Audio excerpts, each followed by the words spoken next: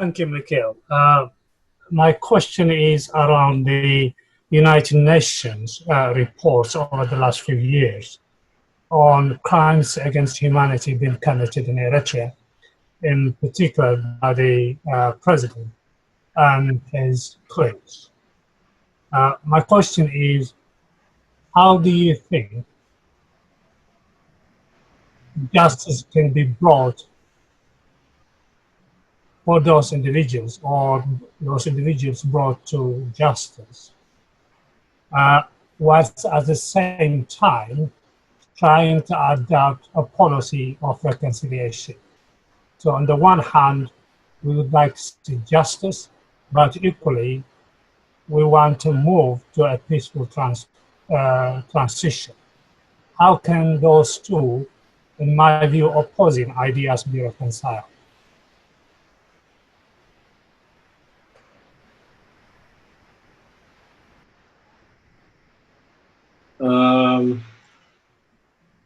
Abdul, do you want me to continue? I think this is your area of expertise. You can complement after me, maybe. Feel free.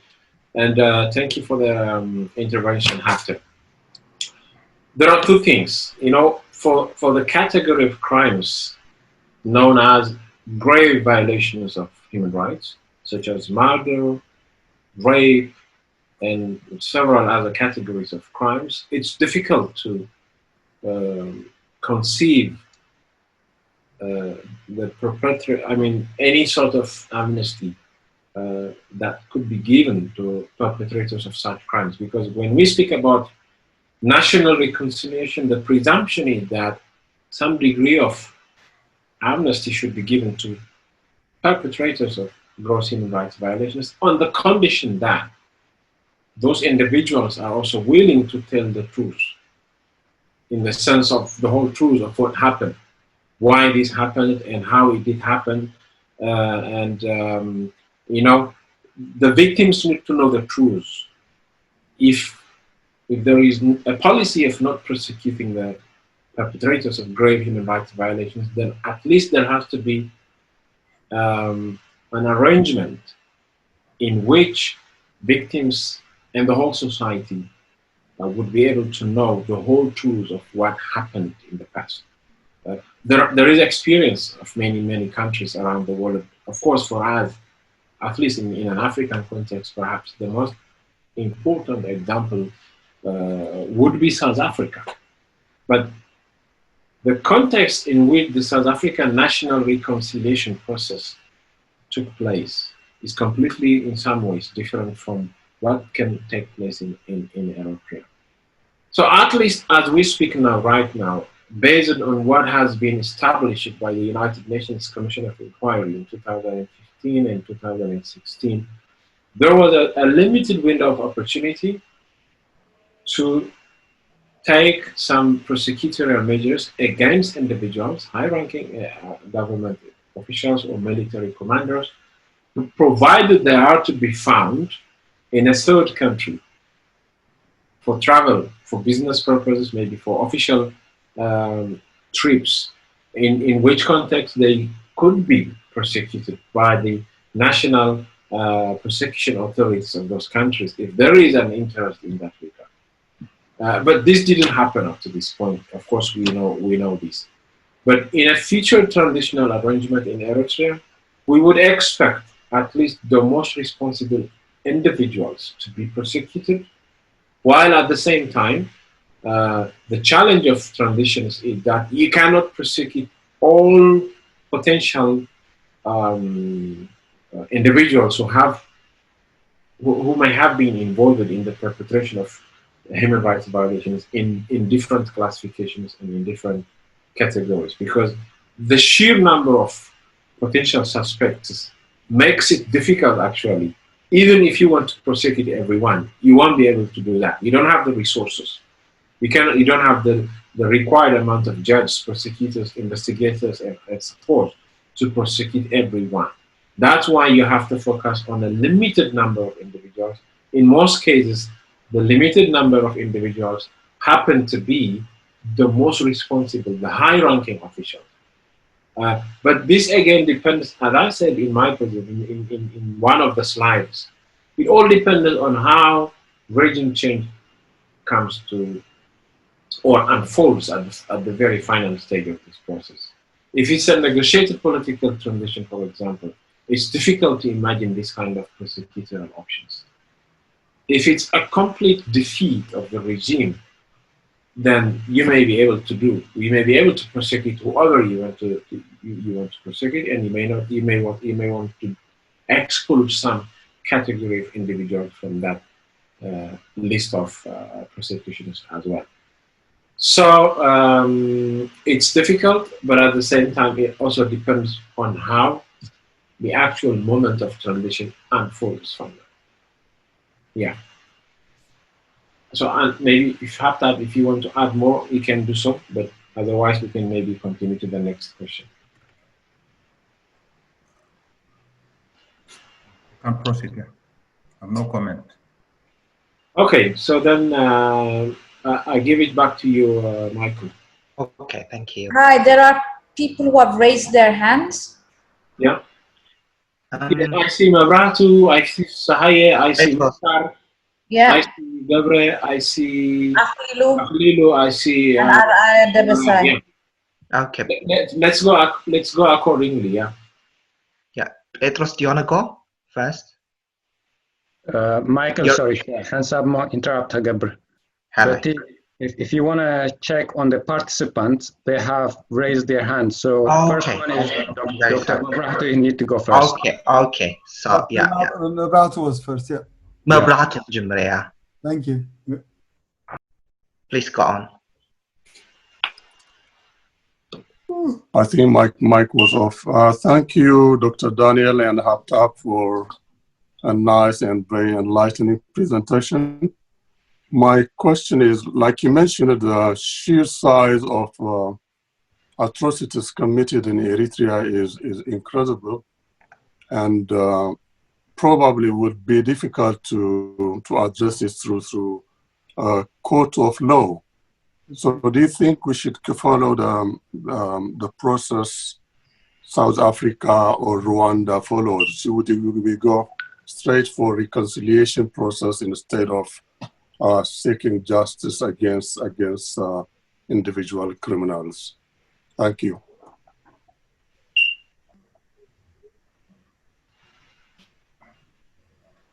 Okay, it's somehow related to the question asked by Hapte. This is the challenge, you know.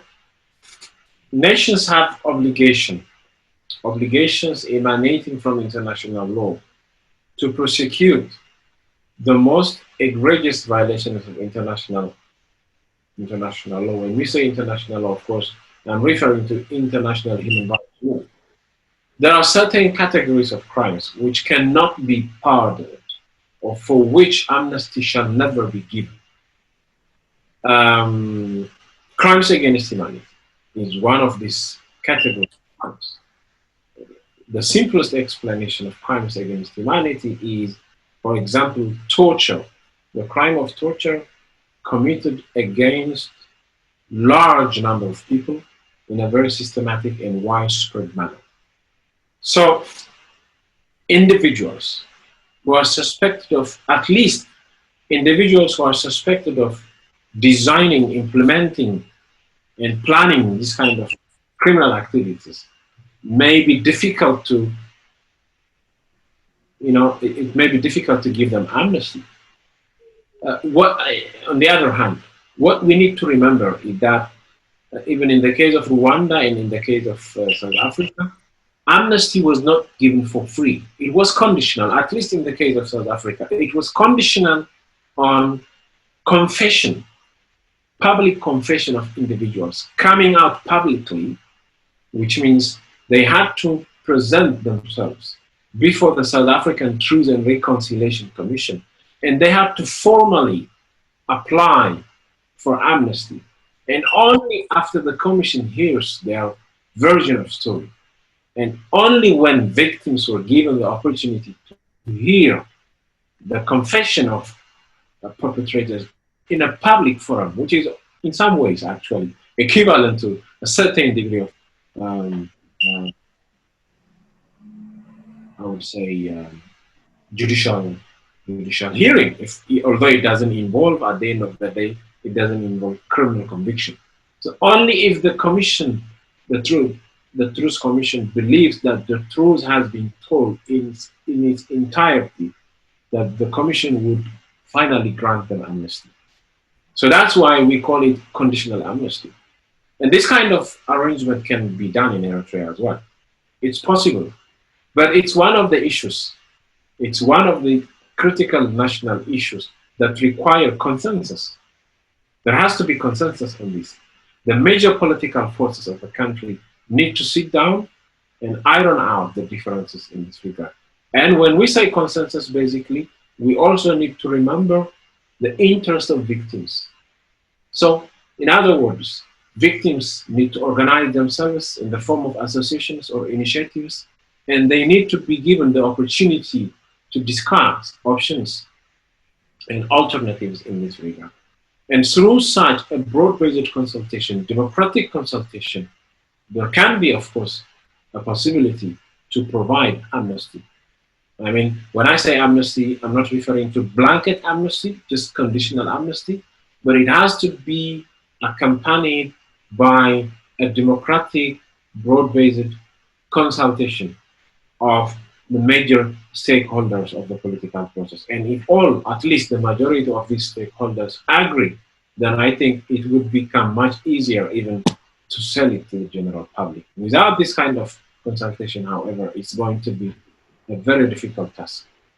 Very difficult task. Thank you. Mr. Fasai, please go on.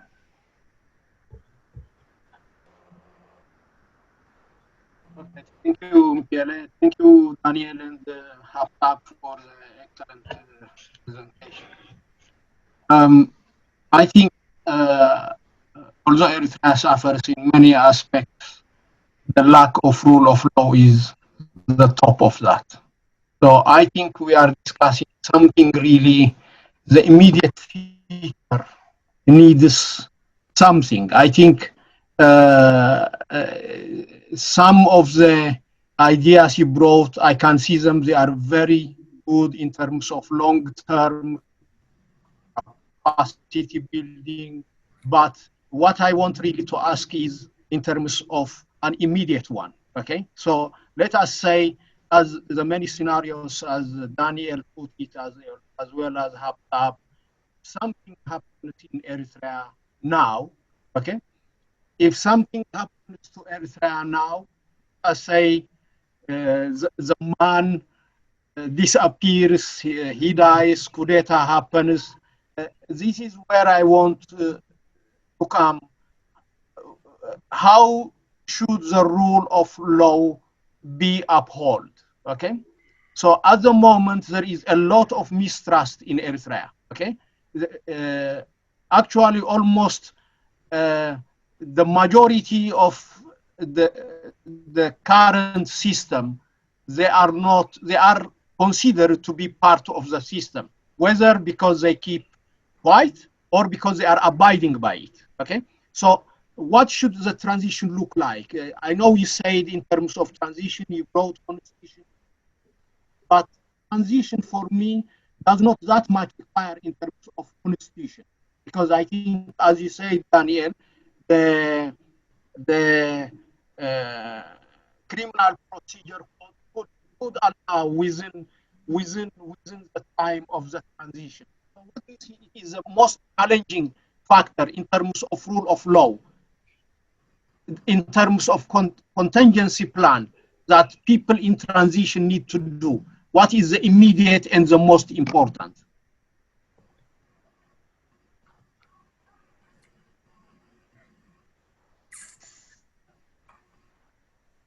Thank you. Yes, Haftab, do you want to go? At least, okay. I can say something. And then I will follow after you. Yeah, Dr. Fasai is asking practical questions. What would happen if this government is overthrown or fall on us? Yes, things unless we prepare from now onwards, it will be difficult for us to face the challenges. That's why in our recommendation, we stated that starting from now even, we have to establish commissions. We recommended 3 commissions: the Law Reform Commission, and the Transitional Judicial Sector Commission, and above all, the Transitional Prisons and Prisoners Screening Commission. And as indicated in our discussion, the first thing to be done is to release all prisoners which are kept without due process of law in those institutions which they don't have the legal base to keep people in prison. This is the first thing to be done, because we have to make a distinction. Still, we have the police, the public prosecutor, the judiciary, and the prison. We have still the judicial prison. More than 10 or 12 judicial prisons we have, like the Sambal, the Sasara, the Hazhaz prisons somewhere else in Mandafara, Karan, and Masawa, and others. These are, of course, in these places, of course, there are also people who are kept without due process of law, like the Afar. I know there are Afar people who are kept because they are part of the Afar movement.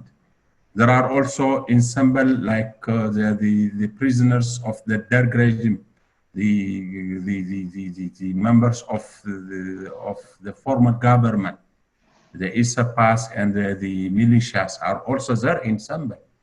Of course, we have to make a decision on them. But if we manage to establish these commissions from now onwards, one good thing that I have observed, Eritrea's human rights violation is well documented. The only thing we're supposed to do is we have to narrow down who are the most responsible persons who are participating in designing and implementing. So unless we prepare from now, it will be difficult for us to select who is the most notorious torturer, who is the person who is participated. So we need to establish, I recommend, I urge those who are political groups and the Yaakul group to establish a commission at least to examine and document, to make a documentation, so that to prepare for the transitional government with at least some recommendations, some basis. Yeah. Oh dear. Okay, Daniel. Okay. All right. Thank you, Haftab. Let me say a few additional points, because in my understanding, the question of Sahaye is, I think, concerned about the danger of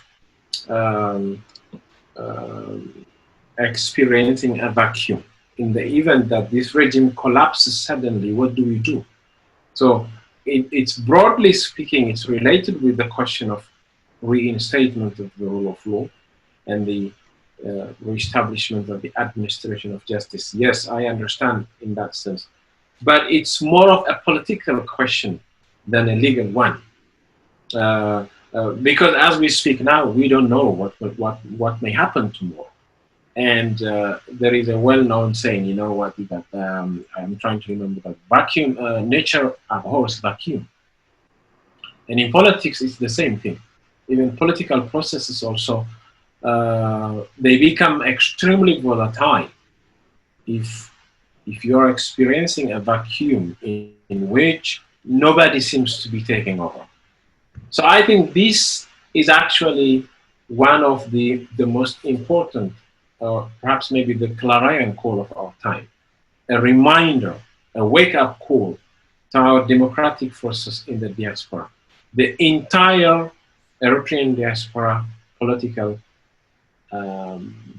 initiatives need to think seriously, to start, not only think seriously, but take actions, meaningful actions, which shall make it possible for the establishment of a sort of united democratic front, which can be taken seriously, not only by Eritreans, but also by the international community as a potential replacement for the regime in Eritrea. That's the only solution which can help us in avoiding the kind of danger you have implied in your question. And we need to work hard for the establishment of such a united democratic front. You can give it any other name. I mean, we're not, the name is not always, it's not controversial. It doesn't matter what name you give it, but I'm just taking at least this name. I always mention in my example South Africa, by the way, because the transition, the process of transition is in South Africa, in some ways, had similarities with what can potentially appear or may take place in Eritrea, because some of the political forces in South Africa were also in exile. Some of them were inside, of course, but some of them were also in exile.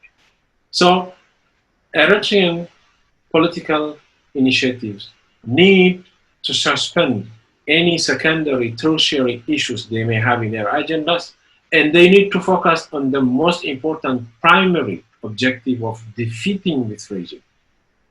And they can only do this by coming together under one sort of democratic national front, which can use as a vehicle, first and foremost, in expediting the change, the moment of transition in Eritrea.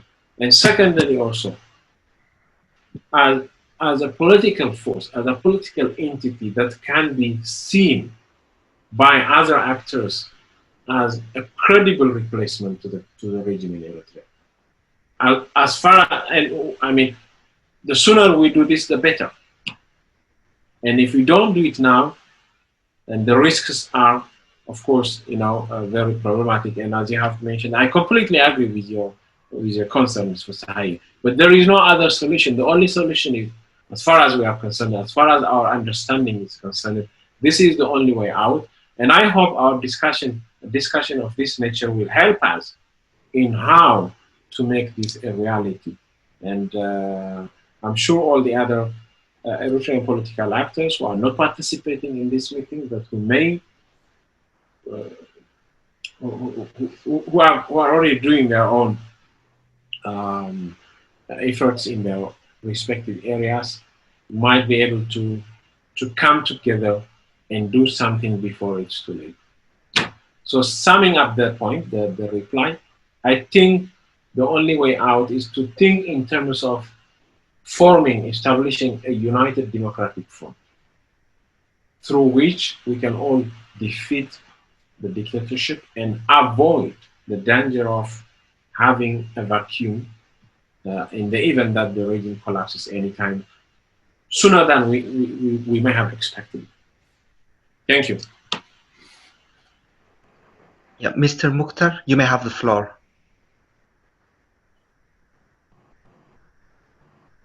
Thank you. Hope you can hear me clear. Yes. Yes. Okay. Thank you very much. Yes. And thank you for inviting me to this conference. Hello, everyone. I have mixed. I have at least one question and some suggestions. At the beginning, I had two. One is already mentioned, answered a bit, which was about giving amnesty. So it was said a lot about it, so I don't want to waste time. But in addition to what Daniel mentioned as a precondition, just to add, I don't know if you have mentioned it, so I missed it. If not, I was going to mention time frame. Maybe to those who we think that we might, consider amnesty, I think there should also be a time frame where, if they just sit and they don't, cooperate, if it is just open, I don't know how long it might take. So that will affect those who have been, affected by the actions of that individual or that group. So I think on the preconditions, maybe time frame also to be added, just in case if I missed it. The other thing as well, again, from Daniel's presentation, you talked about duplication of work, and you mentioned some groups who are also taking steps or working on similar projects like what Eritrean Focus is doing. And he gave us some examples as well. So as you said, duplication, it's not just about the duplication, also wasting time, also maybe confusing the public, etc. So if there is, that's great, but I think there should be an initiative of working togetherness, or invitation to the other groups, or somehow someone or one group. I think it should start it from now. So it's not just about wasting time, it's not about just duplication or wasting resources, but also it can be, it can create a culture of togetherness, a culture of kind of unity, and that can also be taken as an example, and others can use it, even political organizations, etc. If it's not started today, it might be difficult, because as most of you keep saying it, you never know when the change will come. It could be tomorrow. So if that step can be taken, as quickly as you can, whoever takes it, it doesn't. It's not the point of who starts it, but I think an initiative is needed to work togetherness. There are a lot of resources, there are a lot of time wasting, there are a lot of knowledge everywhere. And also, groups are created because of different reasons. It could be because those individuals, maybe they already had a bond together, maybe they worked together, maybe they started together, maybe, there are points that bring them. All of you gather together, or if you jointly work, all these groups create a partnership that will bring the whole nation together, and you will have a diversity, and hopefully there will avoid some gaps. So this is one of the kind of recommendation or I wanted to bring. And the other is as well about, you mentioned it again, Daniel, about religious leaders. We have great leaders, all phases. And I'm not aware of any initiative. I might have missed it, but that work, if it can be started now, if there is any way that we can reach that message to our leaders, and if they can start working, collaborating, and as you are doing, as Atohapto was mentioning about the research that he was doing, and on our judicial system, also the religious leaders, they can look at this structure and look at how we can work together, all the phases, how they can, bring their resources together and address the issues that all religious groups are facing. But if that can be started soon, I don't know how, but if there is a way that we can address that issue as well. So these are the points that I wanted to make, but I'm glad to be here. I've learned a lot of your work that you have been doing so far, and I'm happy to continue, and if there is any input that I can put forward. And I'm from Manchester. There is one person who I work closely with, but I wasn't aware that he's in this group, which is Michael. I'm very surprised to see you here, but I'm also very happy, and at the same time, the other people as well. Thank you. Thank you. Thank you, Mukhtar. Thank you. I think yours is more of a comment than than questions, which I take, which I really appreciate. So if my friend Hafta wants us to add anything to that, I will also give him the opportunity. But I think these are very valid points. You have made your points clearly. For instance, on the issue of amnesty, it's, of course, it has to be done in a well-defined, if it has to be done, first and foremost, as already emphasized, there has to be consensus on that, at least by the major political forces. They have to agree. There have to be consensus. And once consensus is built on that, it needs to be done in a well-defined form. The conditions, the preconditions for amnesty has to be defined. There has to be a clearly defined time frame, and so forth. So these are very important elements. And all other points you raised are also, they need to be taken seriously. I think it's a matter of, I would say, involving ourselves in genuine negotiations, in genuine interactions between each other. But how often do we do this? How often do we meet? I wish this kind of, not only in the form of a formal conference like this, but even in the form of informal consultations and meetings, we can meet, we can discuss issues, we can iron out,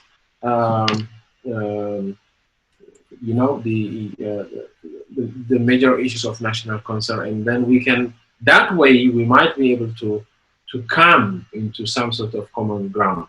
But I think since your comment, yours was more of comments than questions, I'm just trying to reassure you that these are very important comments, and those which are directly related to our presentation, to our paper, we will take them seriously. And when we take the revision of the briefing paper to the next stage, we will take them into account. Mukhtar, thank you for your intervention. Daniel, can I just answer one aspect in terms of the what was being done in terms of religious leaders? Yeah. I just wanted to say to you, Mukhtar, that on Saturday we have the Working Together group, and on there we have Eritrean faith leaders from different faiths, and we have been trying as Eritrea Focus. We had started on some level at that last year as well. So we are trying our best. I do believe in America there is something. I'm not sure exactly how well it's coordinated. So there are initiatives happening, but it's a case of more galvanizing all of them together. But on Saturday, we will definitely in our conference have different faith leaders. Thank you, Ella. Okay, so I give it back again to Michael, please. Yeah, the next person is Dr. Araya. You may have the floor. Okay, thank you. Well, first, let me express my appreciation to both presenters, Dr. Daniel and Hatab. Really, they did an excellent job, letting us know that we need to prepare for what will happen, because sooner or later this regime will change, will not be there. And therefore, in order for us to have a very smooth transition, we need to have things prepared well in advance. So I really appreciate your seminar, your presentation today was excellent. I really say that. But here is my concern. All these preparations, unless the regime is changed, we'll simply keep on collecting dust, as similar to already the approved, ratified constitution. So in light of that, our priority should be to think in terms of what we need to do to have this regime removed.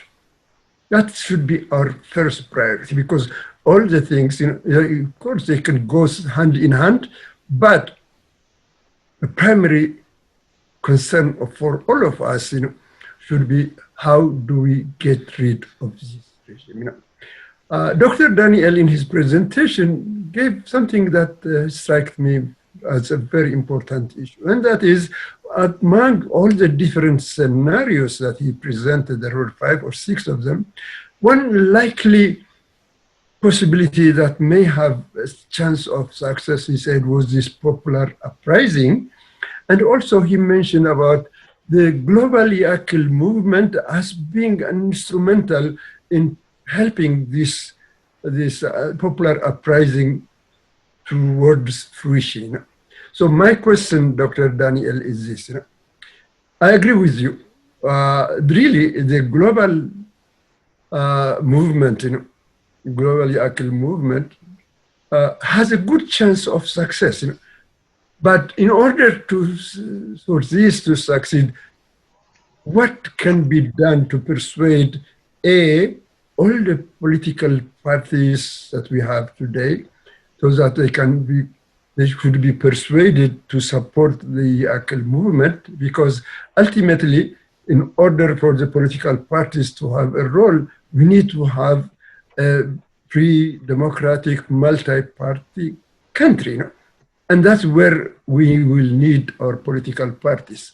But at this stage, wouldn't it be, would you suggest or suggest to them that really they need to support the Yakel movement, not only the political parties, but all these civic organizations and all the other fragmented units, that our chances to shorten the regime's life is for all of us, the late Fithi or justice-seeking Eritreans who are fragmented now, to come behind the Yakel movement, so that together we will speak with one voice, giving support to those internal forces who has a good chance of removing the regime, plus also getting the support of the international community, which Dr. Daniel had alluded to. So I was just going to ask Dr. Daniel, what would he say to all those different groups? Would you try to persuade them to please join the Yakel movement so that we can achieve the goal that we all there? Thank you.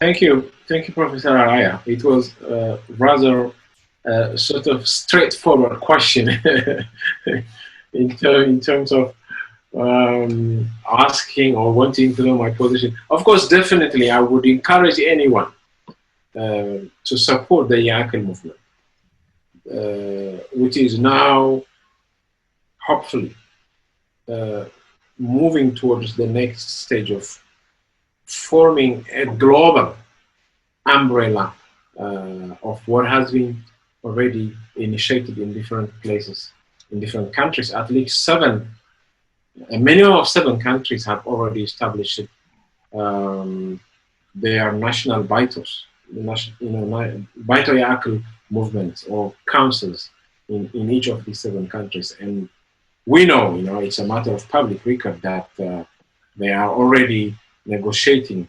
a process by which they can be united, or they can establish a global umbrella initiative, of course, which goes under the same name. That is probably one of the few, and I would say few options we have. I don't mean it's the last, or it may not be the last one, but it's one of the few most pragmatic or realistic options we have at our disposal. Okay. When I say this, I am very cognizant and appreciative of all efforts that has been implemented in the past, because there were many other initiatives in the past. I mean, the global Yakel movement is just capitalizing on what has been done previously by all these selfless justice-seeking individuals, communities, organizations, and so forth, and so forth. Probably it took a different dimension, a dimension of grassroots movement, which has mobilized people across the sections and in different countries in a very short period of time. And in that sense, we may see it as a good initiative. But I think we still need to mobilize people to support it. At least from the country where I live now, in Switzerland, I would say we have managed to garner the support of the most important, if not all, but at least we have been able to garner, to secure the support of the most important political actors of Eritrean diaspora in Switzerland. I hope the same story is happening in other places, but I cannot speak in terms of the different experiences in different countries. My information in that regard being very limited. But I completely agree with you, Professor Alaya, on the need to come under one initiative which should be able for all of us to make it much easier to expedite the defeat of the regime. That's actually the number one priority, should be how to make this thing happen in a short period of time and at less cost. That should be our priority. It's only after we manage to defeat the regime that we should, of course, think about the actual steps that need to be taken in the post-dictatorship era. But in the meantime, of course, we cannot sit down idly, and I'm sure you will agree with me on this. Other than that, however, it is important, it's imperative that Eritrean democratic political forces should find a way by which they can expedite the defeat of the regime. And as we speak now, at least at this moment, probably the most practical option to do this would be through the global Yaki movement, at least in my view. So I would definitely support Eritreans from all sectors of our diaspora communities to mobilize, to come together and do what we believe is the best thing to do for all of us. I think I would wind it up like this. I don't know, maybe if Hatab also wants to add something else, I can give it back to you, but you're already giving me your signal. Maybe you can move to the next question. Michael, I give it back to you. Okay, I'll go to Dr. Gabre.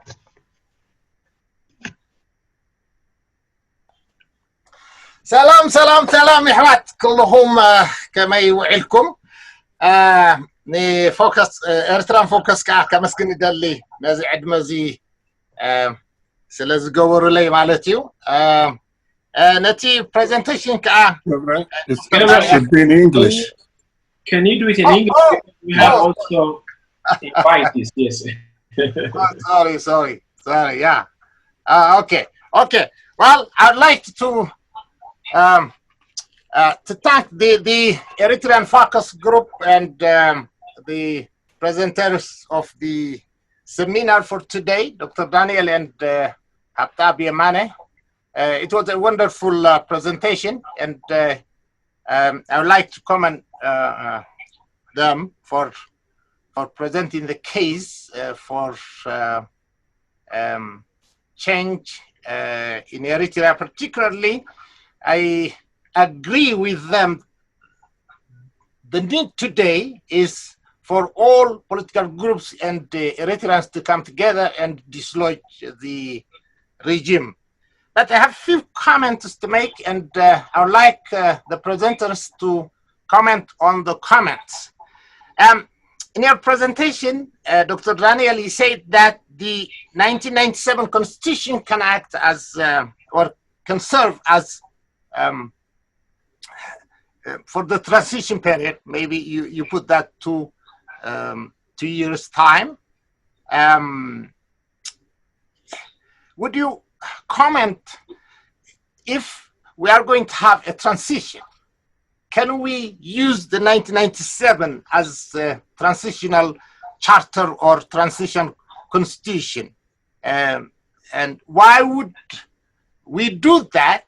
Because maybe are we circumventing the process itself? Because currently what we have is a complete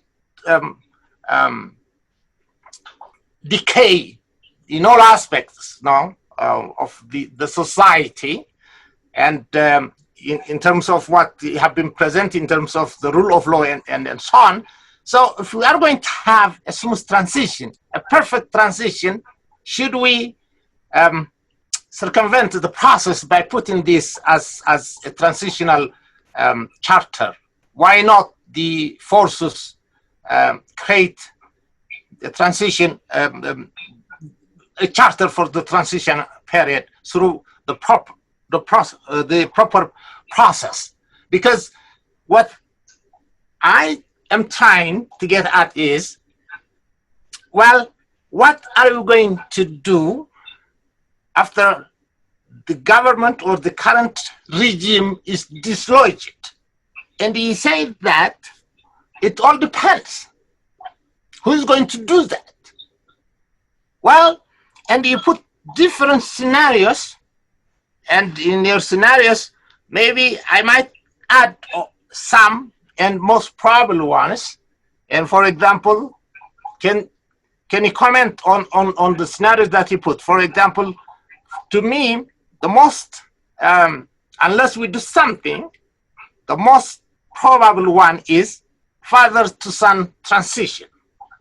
There is a power struggle currently, as we speak, in Eritrea to that effect. And the other scenario is, given the geopolitics of the area and what is going on now, maybe there might be a sell-out of Eritrea altogether to Ethiopia. So these are the most, to me, that Eritreans should be concerned. And this should dictate what we do today. Therefore, the rule of law that we have been talking about is not the cause, it is the effect. In fact, if you looked in phases, this is the third phase. So first we have to dislodge the government or the regime, and we have to have a very well thought out transition period, and then we have constitution, a constitutional government or a constitution that empowers the people, and then you can implement the rule of law there. So therefore, it is the third stage or third phase. Therefore, and that third phase depends on the phase 2 and phase 3, phase 1. So what we do today and what we do during the transition period. So don't you think that we should concentrate on phase 1, which is a struggle now, so that we can have an effective mechanism to dislodge the regime, and the process, the struggle itself also determines the kind of transition that we are going to have. And if we have the struggle of phase 1 right, then we can have phase 2 right, and we can have phase 3 right. So don't you think that we should concentrate on that? And maybe you can comment on these 3 points that I made.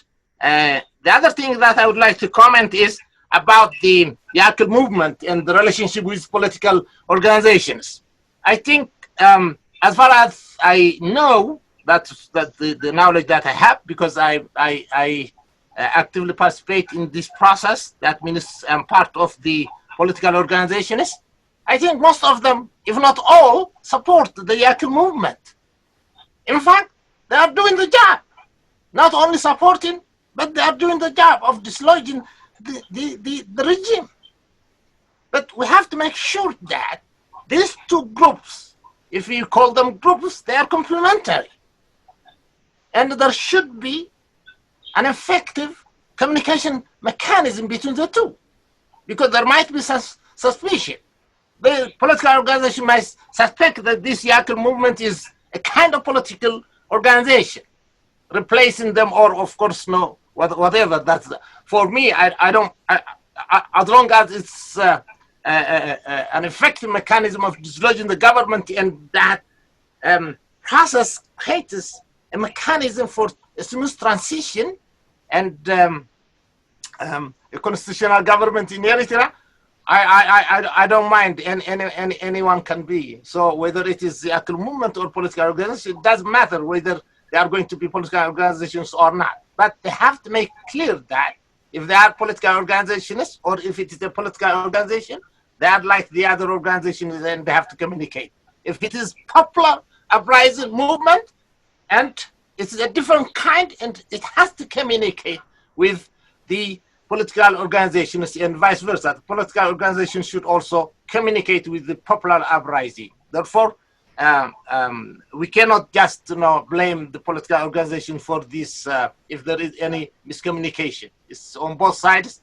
And what do you think, as the Eritrean Law Society, do you have any role in creating a mechanism of creating some communication mechanism between the two? So maybe you can comment on that as well. Otherwise, thank you very much. Thank you. Thank you, Dr. Gabriel. Hatab, I will start, and then maybe, or do you want to start? You are muted, Hatab. Let me start, and then you can add our compliment after that. Dr. Gabriel, you have raised too many comments. I'm sorry to say that. I will try to respond according to how I understood your comments. Some of them are comments, some of them are questions, of course. The first observation you made is about the 1997 Constitution. Before I continue, however, let me remind the next people who are in line, who want to ask questions. Please take note of the announcement made by our moderator, which says, please limit your comments or questions to 2 minutes so that everyone else can have the opportunity to ask questions or comments. I think, according to the initial plan, we are about to conclude this session in the next 15 minutes. Perhaps we can have maybe more 15 minutes until 7:15, 6:15, according to London. I just want to make this reminder. It's important to have a timeline of our discussions. So anyway, I wanted to bring your attention to the comment of the moderator. Now, coming back to the questions and comments of Dr. Gabriel. Our position about the 1997 Constitution, it should be understood. We're not imposing any proposals or any recommendations. We just want to make sure that it is subject to a process of consensus building process in which all major Eritrean political forces, segments of the Eritrean society, need to deliberate on this. And if they find it agreeable as a transitional document, they can work on that. We believe it can serve as a transitional document. It has shortcomings, however. This doesn't mean the Constitution is perfect. It is not. It has a number of shortcomings. But in our belief, in our assumption, however, it can serve as a transitional document by which the nation can move to the much anticipated democratic system of government. It's better to start from somewhere else than from nothing. Our position is more of a pragmatic approach to the Constitution than anything else. So you need to understand this, which means, anyway, it has to be subject to a consensus building process. If there is no consensus on it, obviously, nobody will take it seriously. About the potential scenarios, the scenarios of how political change will eventually happen in Eritrea, yes, you are right. There are additional potential scenarios, possibilities. You mentioned, for example, even a complete loss of Eritrea to Ethiopia. But I think if we speak in terms of an independent democratic Eritrea, I think maybe that is a completely different explanation. But as a danger, as a risk, we don't outrule, we don't rule it out. We don't completely exclude that possibility. It may happen. But of course, it's all up to us to think how to avoid this kind of danger or this kind of risk. But our scenarios, the 5 scenarios we presented in our discussion, are mainly those scenarios which may happen within the context of the Eritrean political landscape. And the power struggle that may already be taking place within the military elites or within the military establishment. Of course, it is also by itself another possibility, but maybe it may fall down in the first scenario, which is the scenario of political, military coup. Probably that's the closest that comes to. But otherwise, you are right, there might be all other possibilities that may not have been also discussed in our presentation. In relation to the Yaakl movement, you asked whether this Yaakl movement is a political organization or not. At least I can speak in terms of the Yaakl branch in Switzerland, about which I'm more knowledgeable than others. We have clearly stated in our charter, or the Andhagi, what we call Andhagi in Tigrinya, or you can call it a constitution. It is a political movement of the grassroots which intends to achieve political change in Eritrea, means which would like to contribute its role in expediting the defeat of the dictatorial regime in Eritrea, so that there will be a democratic system of government in Eritrea. But it doesn't consider itself as a political organization, specifically a political organization which runs to assume a political office. That's not how the Swiss branch of the Yaakl movement is constituted. I am not sure how the other Yaakl movements are established, but my assumption is they have more or less the same way of thinking. But I might be wrong, however, I cannot speak in terms of other branches of the Yaakl movement, because I am only knowledgeable about the initiative in Switzerland, in which I was actively involved since the inception. What role can the Eritrean law society play in bridging the gaps, maybe in bringing the different political actors and initiatives? We wish we could play a role, at least as facilitators, for example, but our resources are very limited. In this kind of assignments, actually, we consider, for example, Eritrea Focus, which is, in my belief, in my understanding, more resourceful than us to do the job. And I think it's complementary. It doesn't matter whether it's done by the Eritrean Law Society or by Eritrea or by this or by that initiative. I think as long as it tries to be as inclusive as possible, and I hope Eritrea Focus will take this into consideration, and I believe they are doing their best to ensure that this process is inclusive.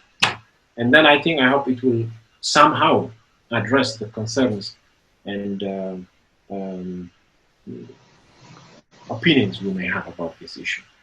So I think, Dr. Gebra, we can always take it further, even in the form of personal conversation if need be, but I have tried my best. Perhaps the other question I may not have addressed is you mentioned that there are 3 stages: the defeat of the regime, yes, and then the transition, and then the democratization finally. You are absolutely right. The defeat of the dictatorial regime comes, that's the priority measure, the priority action we need to do, definitely. But what we're trying to do is, of course, until we defeat the regime, we cannot simply sit down idly. At least we have to be able to, prepare our draft documents, our reference documents, which may be helpful for all of us when the actual moment of transition unfolds. But you are absolutely right. In terms of the priority of actions, first we need to think in terms of defeating the regime, and then confronting the challenge of the transitional period, for which the kind of proposals we have shared with you all today may be helpful. And then thirdly, combining the first and the second stage of the process will take us the third and most important stage, which is assuring a democratic and sustainable political culture. So let me stop here for now, and I hope, as I said, you can always take it further in private conversation, but I see several hands raised now. Maybe it looks like the list is very long. The list is growing, but I think I give it to you back, Michael. But I think, do we need to set a time frame? Because if we go beyond 7:15, I think it's going to be very long for some of us. Yes. So we may ask, I think, can we ask perhaps a brief intervention by Hapte or our colleagues from Eritrea Focus on how we shall do this? I am proposing an extension up to 7:15. Yes, I think, well, we did start late, so I think it's only right that we finish at 6 our time, 7:15 your time. Yes. Also because people like Abudu and Ame have been having their hands up, and Tewolde Stefanos as well. They've been having their hands up for quite some time. And I don't think they've asked questions as for other people have. So I think it's important that we also give a chance to those people who haven't asked questions. And since we started a little bit late, it's only right that we do the full 3-hour session. While we are there, Helen, may I propose this, please? Let's take the questions of all colleagues who have already raised their hands. We ask them kindly to conclude their questions and comments in 2 minutes. And then once all the questions come up, we will come back to give our responses. That helps us in using our time effectively. If you agree, please. Yes, okay. That's fine, okay. Okay, thank you.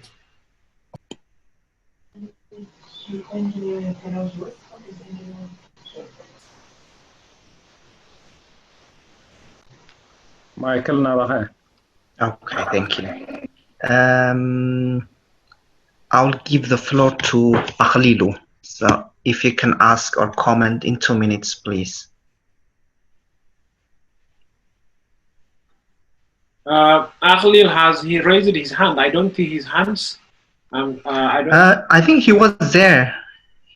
He's on my list. I don't see, I no longer see him. I don't know. Okay, I will go to Daniel then. Daniel Takhlai. Okay, I'm sorry. Was he talking about Akhlil Hailu or Akhlil Gurmai? Akhlil Gurmai had his hand up raised, Daniel, and then he took it off. Okay, so I'll go to Daniel Takhlai. Okay. Okay, thank you. By the way, can you hear me? I just switched my headset. Yes. Yes. Okay, good. Yeah, by the way, thank you for the invitation, and great to see a lot of familiar faces and new ones. So nice to see you again, or to meet all of you. Let me get to the point. And I just want to start with the question, I think is it Dr. Fasahaye who asked earlier, what's the immediate and most important thing that we can do? What is because if we are talking about sudden change in Eritrea, it's the best thing we can do, those of us who are preparing, should focus on the immediate and most important thing. And I think at the end of the day, the most immediate and important thing that we can do is, if the topic of today's topic is the rule of law and administration of justice, and as a lot of legal experts here would agree, is to have some reference of law, or some kind of supremacy of law, where every recommendation, every agreement could be done under which. By that I mean, let me cut to the chase, it's the Eritrean constitution. In forms like this, it's always presented as one option, as something that we can also consider among many. And I think that is problematic, because it delegitimizes not only the constitution, but the country itself. By that, what I mean is, in the making of Eritrea, the most important dates that we can mention are May 24, 1991, for example, that made everything possible. followed by the announcement of the referendum on April 27, 93, followed by, you can say, Eritrea becoming member of the United Nations on May 28, 93. And then May 23, 97 is when the constitution was ratified. So each one of these steps made the country more legitimate in the process. So if we have to talk about the constitution, and we should definitely focus, and I'm trying to do this in the next 60 seconds, is Article 1, Chapter 1, Article 3, actually, of the Constitution, which basically states this Constitution is supreme law of the country and the source of all laws of the state. And all laws, orders, acts contrary to this letter and spirit shall be null and void. So therefore, whatever we do, we should remember that Eritrea has a constitution, which made it part of a legitimate country, and the constitution is the supreme law of the land. And in order to even change the constitution or make the constitution itself null and void, we have to work within the framework of the constitution. So, question or answer is, what is the most immediate and important thing that we can prepare for is basically if the constitution in action means the meeting of the National Assembly as soon as it is possible to do so. Otherwise, we just have to remember we don't have any mandate to change it. There is already, we talk about building consensus, but how do you measure consensus? There's no way to measure consensus, but for the most part, every organized body is talking about let's implement the constitution. So there is already immeasurable, but a consensus around the constitution. You can refer to it as a 97 constitution, but Eritrea, as an independent country, only has one constitution. It's the supreme of the land. So if our topic, again, is rule of law and administration of justice, the most thing that we can prepare for is the action of the constitution, I mean the constitution in action, which starts with meeting of the National Assembly. Again, we can detail about who are the members, what are they, the legality, but the framework should be based on that. Thank you. I hope I did it in time. I appreciate it. You can comment on my comment, but it was more of a comment than a question. Thank you again.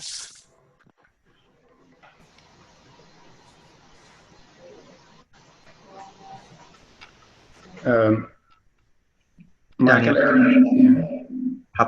Daniel. No. We have to take all the questions first, Michael. Okay. All the comments and then we return. Yeah. I think Dr. Fisaya has asked a question before, so I'll give the opportunity to Ahmed Tewoldebrahman. Okay. Hold on. Okay, go ahead. Okay. My question relates to what Dr. Fisaya actually raised. Often, as you all know, the nature of change or the process of change usually is influenced by by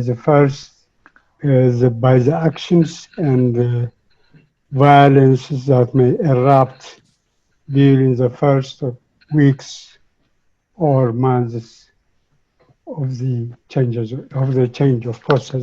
process. So is there any, in terms of best practice and international law, that should be a reference for maintaining peace and security, so that wanton vindictive actions may be prevented and the ensuing process of change can be relatively smoother? This is my question.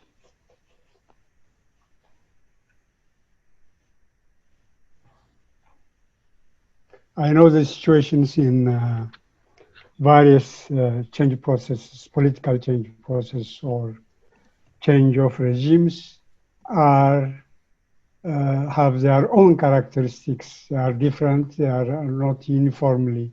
They don't have any uniform character or process. But what the first 2-3 weeks or months may affect the influence of the change process. That is, if we want to maintain a peaceful, stable, well-planned change process, the first 2-3 weeks will affect them if they are not contained. They don't contain the violence by the communities or security forces, the police, the regime, and so on. I hope you understand what I'm saying. Yeah, I understood your question. Then I give the floor to Eritrean Afar National Congress. You may have the floor. Okay. Can you hear me? Yes. Okay. Do you see the video as well? I'm trying to open the video, but I may have. Okay, here we go. Let me start video. Yes. Hello, everyone. Can you see me and hear me now? Yes. Yes, yes. Okay. Thank you very much for including me in such a group of dedicated and capable people. Thank you, Brother Habte. I noticed Brother Daniel, as well as Helen, people I know, people I just met, and people who may have met previously. So I guess my question is kind of question comment. It has to do with the reform and the persecution for the current crimes against humanity. So as you may know, through the reports with the UNSR, the existential threat to the Afar community in Dankalia specifically has been well documented. Like Daniel was mentioning, grave human rights violations, including mass murder, mass graves, mass displacement, related to resources, as well as other ethnically motivated crimes, which is all mentioned in the human rights report. So basically, in terms of reform, our views are that the centralist model, the 1997 constitution, cannot work for people like Afar. Basically, like I was mentioning, the irreparable damage that has already taken place related to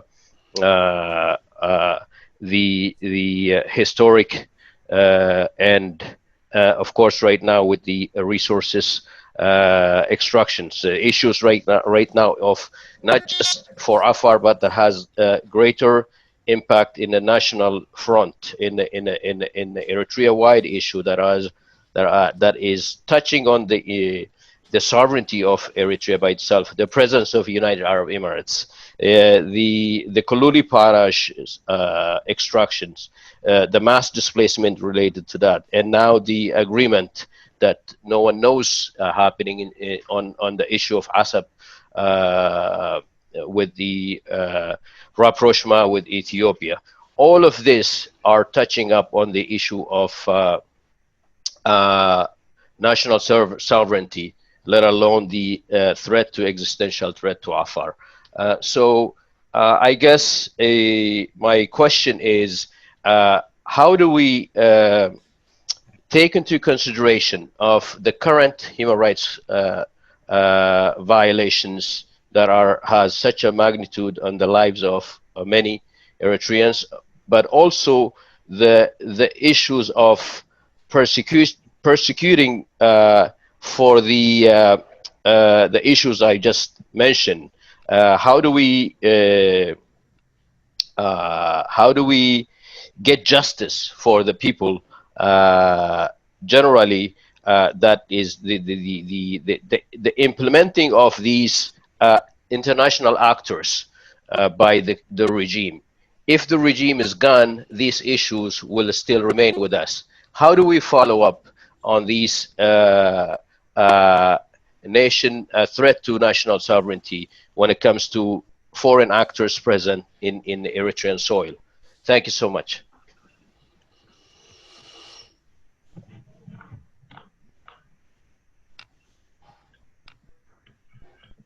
I give the floor to Abdu.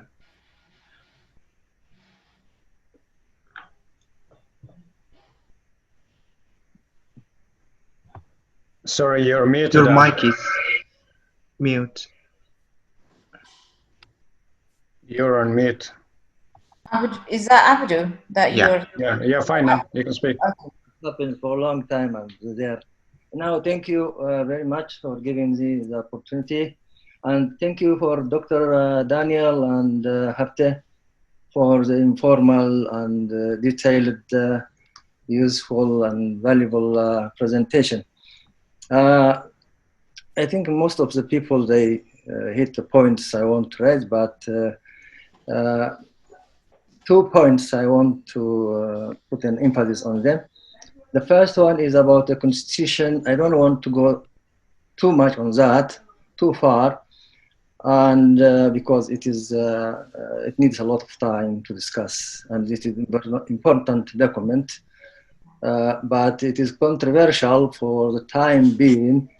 I don't think that if there is no consensus, as what Dr. Daniel said, that can be imposed on anyone if there is not consensus. And that is why I appreciate the position of law society, that the middle position and looking for another alternative. But you see, the day after, which we are very concerned about, it is very important because there is an urgency on that time, and if you can't handle that and maintain the peace and stability, everything might fall apart. And I don't think so far we have some full-fledged or a complete version of solution for that period. There is some commissions and that, and thus there is some proposals, but I think why we don't look to the experience of other nations, because there is a lot of human experience and we are part of them, especially around us, like Sudan. When the dictatorial regime was overthrown by the uprisal of the people, and the army was taken side with the people, and as ad hoc government, the military was there, but they put low the professional society. They already in advance, proactively, they had done some administrative laws for that interim government, one, for the transitional government, two, and why we don't, or my question is, can the law society can offer some sort of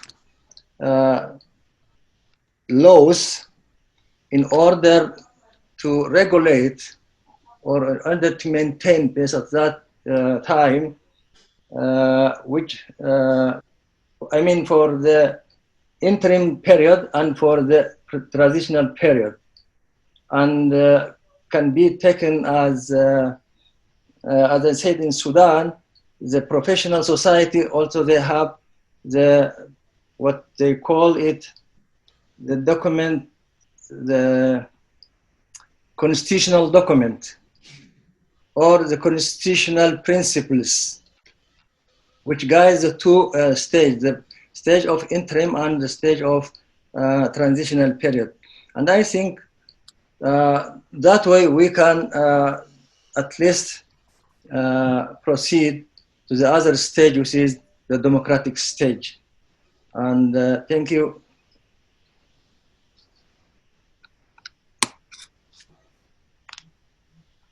I give the floor to Mr. Tewolde. Thank you, Michael. To start the reconciliation process, I feel like a targeted messaging is necessary that the law society can craft.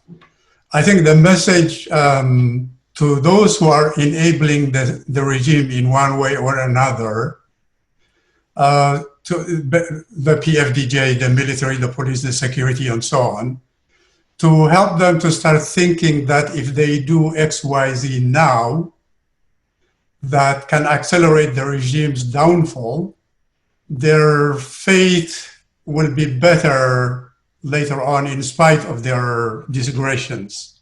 So I was just wondering if the Law Society can take on crafting that message, own that message, and also make sure that the various groups in the justice movement will adopt it and basically share it with their own communities through the various media outlets that they have. Thank you. And the next one, I think it's the last one, is Fsahaye. I'll give it to Fsahaye. Thank you.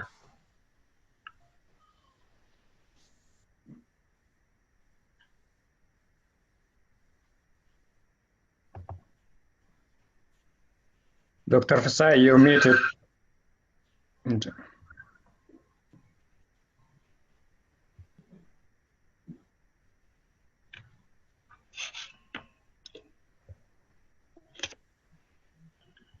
Can you hear me now?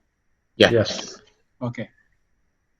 Thank you. Sorry for getting a second chance, but I thought at the end I want to ask. I think first I know Daniel. They work as a law society very hard. But one thing I just want, while we are, I think, discussing this, one failure we have in the movement for democratizing Eritrea is lack of participation of the diversity of our society. Okay, this is one big, which hits every opposition group, every movement we have, and we are not reaching out to people. Okay, we all, starting from myself, it is something we are lacking, and to do that, it means when we are thinking about transition, we need to involve as much as possible to reach out to the diversity of the Eritrean society, so that our transition can involve and have the participation of all those people who felt abandoned by the system. So I just want, I mean, we need to help each other among all of us who are here. We need to play that role. And I want the law society on this one. I know the great work you do, but if you need any support on this aspect, please reach. I am available, I can help. I mean, when I say diversity, it is important. They need to be scholarly, they need to be experienced, even in terms of physically, where do they belong in Eritrea is also important, okay? So in order to reach that, because we live now not in one region of Eritrea, we are diverse, scattered all over the world. It is so difficult to the law society itself to reach out, but with the support of all of us, they can reach out. So I'm just telling to Daniel and Aptab and also to Michael, please consider this, and if you need support on that, we are really available. I just want to highlight this, which is important. Maybe I will highlight in every other session we have as well. But thank you very much. Okay, thank you. Daniel, you can have the floor now. Thank you so much. I think I'll give the floor now to Haptap. Just speak any of the questions or comments that were made before Hapta, and then I will come back after you and compliment. That way, we will plan to conclude this in the next 10-15 minutes. We are already past the additional 15 minutes we have allocated. But anyway, after, please feel free, go ahead, pick any question or comment that was already raised, and then I will follow up after you. Or if you want time to prepare yourself. Thank you very much for all. In fact, many of them are not questions, they are comments, suggestions, which really advices, which are good also. But the only thing that I want to comment is on the issue of constitutionalism. Still, in this meeting, even there is diverge opinion. Some of them support. Some of us also disagree with the constitution. Still, this constitution we have in 1997, though ratified by the Constitutional Assembly, in fact, the government itself doesn't implement. As you know, the ISAS doesn't want even to see the constitution. He said it does. So the reason why we opted for this is till now, as far as there are no in the Eritrean political group in diaspora, as far as they didn't come with another option like a transitional charter. As stands now, the only document we have to serve as a working document for the transition is the constitution. If you think we have enough time, still, if you can formulate through the issues that we raised, we discussed about the ACL and political groups, if you can make an inclusive, participatory, national dialogue mechanism, and if you can come with a working transitional charter, it's good. But till now, even there are some people who recommend, let's establish this parliament in exile, government in exile. If you could that, there is a possibility of preparing a charter for the transition until the popular sovereignty and democracy came to Eritrea. So, as a recommendation for this constitution, we said it's only for a brief transition. After that, the people, the free people, have the right to make either partial or even wholesale change of the constitution. So it is only for a brief period of time for the transition. So we have two options: either to prepare a working charter, which many sectors, as Dr. Sai said, because the problem of the constitution was many groups that, from the lowlands, from the ELF group, from the Muslim community, they didn't participate. They still said. So there is a problem in part because it was not participatory in a full sense. This is a problem. Still, it has also a problem in substance also. It doesn't, as who is that, a person who, our brother from Afar group, he mentioned it. Like it has a problem even in land, in language issue, in unitary and federal. There are still standing issues which we have to discuss now. So it is because we recommend this because we didn't find any other better option as stands now. But we call even to the political groups to prepare, to reconcile, to come together and prepare a transitional justice. transitional charter. So I think I only want to comment on this issue. Dr. Daniel, you can take. Thank you, Abtab. In the interest of time, I will make my comments very brief, ladies and gentlemen, because we all have been sitting around for by now almost close to 3.5 hours. So thank you for all of you who have expressed your comments and questions. That's very much appreciated. At least 3 people have asked a question or commented on the issue of constitution. Daniel Taghlai, Ahmed Mohammed, Abdu, I think.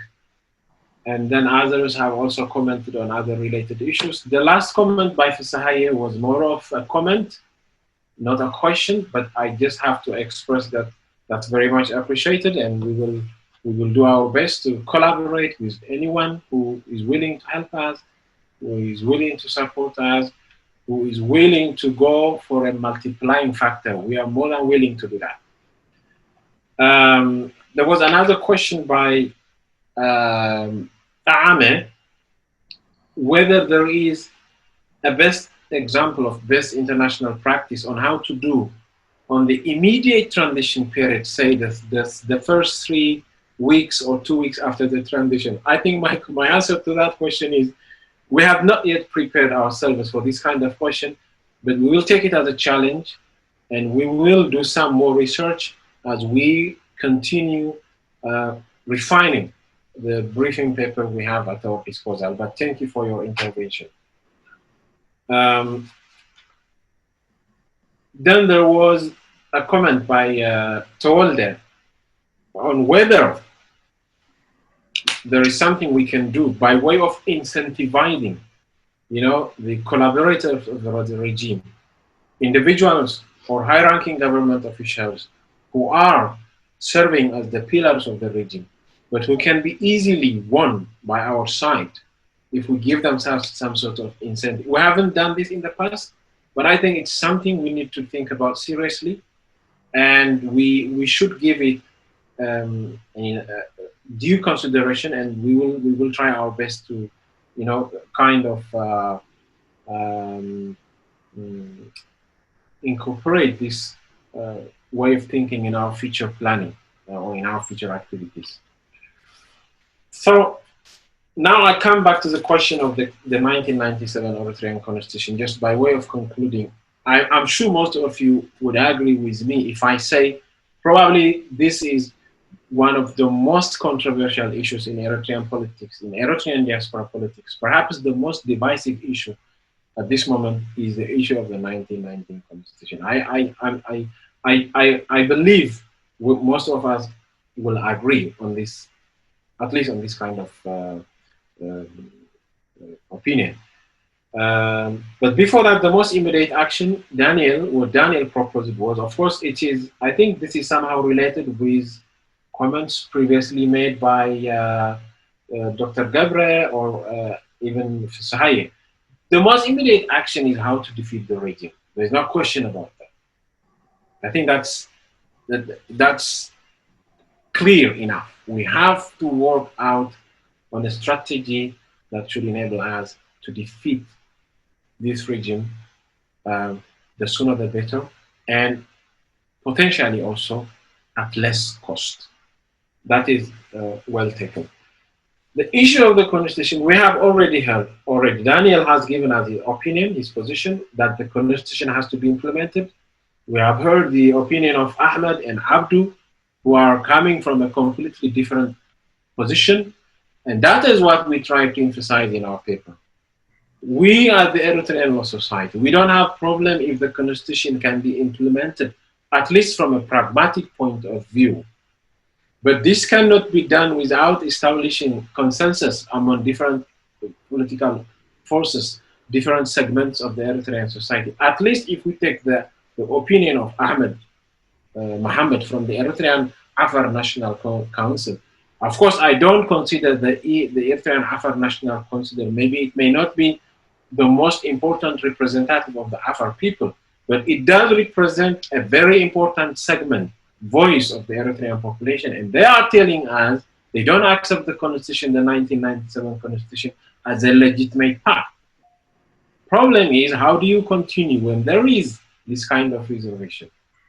This is the kind of dilemma we're trying to highlight in our presentation. And ladies and gentlemen, let me conclude this topic, in particular this issue of constitutionalism, by reading a very important paragraph from a document which was published last year in April. And I will tell you why I take this document seriously. It was developed by a group of, I think, 16, after we were there, yeah? The Nairobi Manifesto. Okay, I mean, in others than HAPTAP, there were at least people towards which I have high regard. People like Professor Aoud Wolde Mikael, people like Saleh Yunus. I'm just mentioning the names that just came up to my mind now. There were many other people, around 16 maybe in number. This is what they said at the end of their conclusion. And by this, I don't mean this is the most conclusive statement that we can adopt on the issue of the 1997 Constitution. But at least what they have said in their manifesto comes to me as a very sensible observation. They said this. I have to read some passage, a very short passage from that. The 1997 Constitution, the problem with this issue is that the polarization that comes from this issue overlaps Eritrea's Christian, Muslim, and highland and lowland identity. It is characterized by take it or leave it approach, requiring the need from each side to retreat from its entrenched position and meet the other halfway. So all we have been trying to say in our presentation can be summed up by this excellent observation made by the manifesto, Nairobi Manifesto. Just to sum up, ladies and gentlemen, we also try to tell everyone a constitution is a very important document. It's a social contract, but it is not a silver bullet. It is not a panacea for all the political problems we have in Eritrea. I mean, at least as a legal profession, as a person coming from the legal profession, I can say HAPTAP has worked more than me for about 16 years in the Eritrean judiciary, and he knows more than me what the practical aspects of this debate are. I have worked for about plus minus 3.5 or 4 years in the Eritrean judiciary, in which context I was sufficiently familiarized with the fundamental laws of Eritrea. It is not lack of laws, which is the most critical challenge in Eritrea. There is a sufficient body of laws in Eritrea, which can take us to a smooth political transition until we reach a time when we would be able to establish a lasting democratic order. There are more than laws in Eritrea, more than sufficient laws, which provide for the protection of fundamental rights and freedoms, which provide for respect to the rule of law. If the government in Eritrea was willing enough to abide itself by those laws, it would have been more than enough for us to avoid the problem of dictatorship, to avoid the problems of authoritarianism. However, this doesn't mean we don't need a constitution forever. It doesn't mean, we're not trying to say that. So I think unfortunately, we have to conclude here.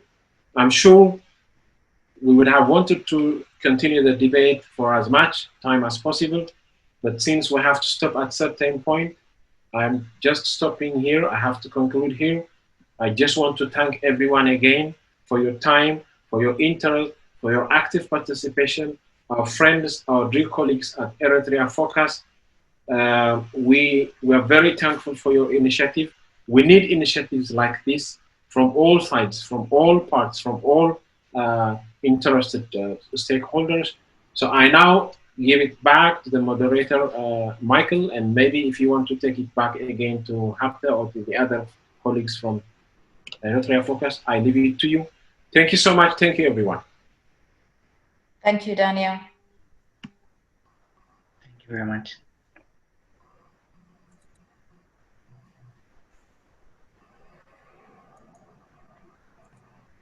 Yes, where is Michael? I don't see Michael. Or maybe... We have concluded. Thank you very much. Yeah, okay, okay. Yeah, thank you very much. I hand it over back to Focus to Hapta. Thank you. Oh, wow. I think, yeah, okay. I think it's for Dr. Fasaye to speak a few words of concluding remarks. Fasaye, over to you. Okay. Okay, thank you, Michael, thank you, Hapte.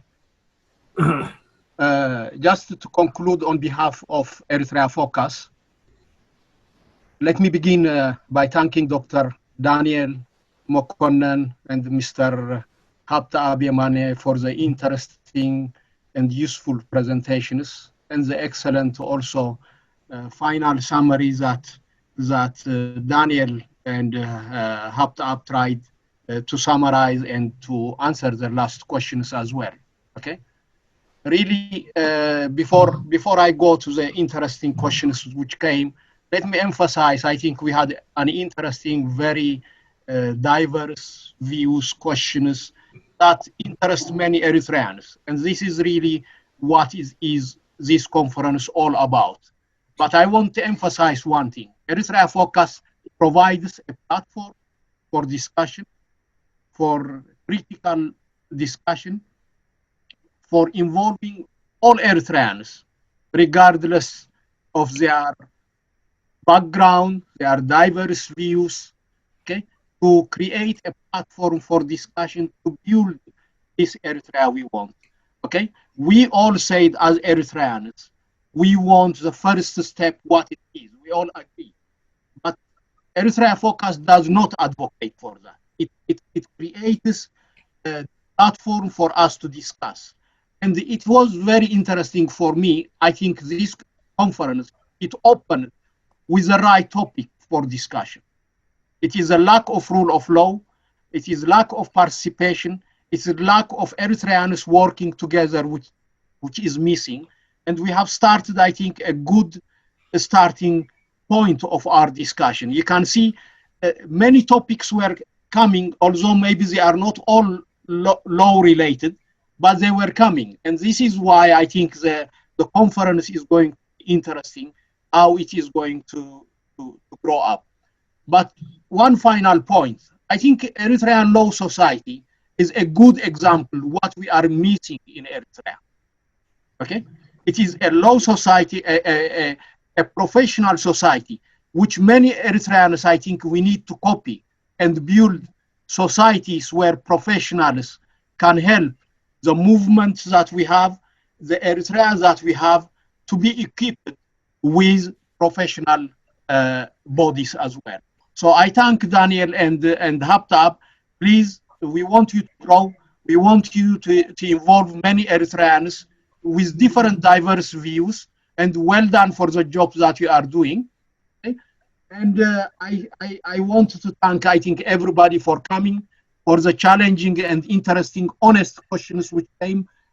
I would want you really to participate in the coming days of the conference with the same approach that we use it here, so that we can enrich, we can help each other, and also, I think, build the Eritrea that we want to struggle for. Thank you for Helen, for the admin group, for Paulos, for Kuflom, for the excellent work that you did, for Hapte, for the excellent opening. And this is really, I want to thank everybody and thank you for, and I conclude here. Thank you very much. Bye. And thank you, everyone. Thank you, Saye. Ciao, ciao. Bye, bye. Bye, bye, everybody. Thank you. Okay, bye. Thank you. Bye, bye. Okay, bye, bye. Thank you, Paulos.